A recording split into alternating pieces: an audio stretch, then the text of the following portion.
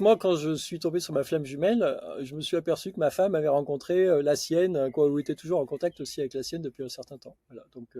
Donc, tu peux avoir en fait une relation de couple avec quelqu'un qui n'est pas ta flamme jumelle, mais avec qui tu as évidemment des relations très profondes, et des enfants, une vie de famille, etc. Et voilà, tout en ayant aussi, j'allais dire, une rencontre avec une flamme jumelle. Donc après, c'est pas forcément une rencontre dans la sexualité et la vie de couple, mais on peut avoir une relation très forte malgré ça.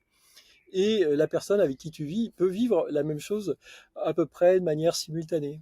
Donc c'est un petit peu troublant aussi, ça peut l'être. Alors il y a quand même un point très important dans la flamme jumelle, c'est en fait le respect de l'autre, respecter l'autre et l'équilibre, c'est vraiment très important. Donc en fait chacun a sa liberté individuelle et c'est important aussi de penser qu'on a le choix, que c'est pas parce qu'on retrouve sa flamme jumelle qu'on met aussi toute sa vie en péril. Voilà, alors ça peut arriver et ça arrive et aussi, mais aussi que sa flamme jumelle a le choix, c'est-à-dire que si sa flamme jumelle fait des choix qui sont pas les nôtres et elle a des bonnes raisons de le faire, par exemple en se remettant avec quelqu'un d'autre qui pourrait être sa flamme jumelle aussi, parce que elle en a plusieurs, bah, c'est un très très bon choix. Et donc par rapport à ça, bah, ce qui compte c'est l'équilibre et d'avoir aussi une vision adulte.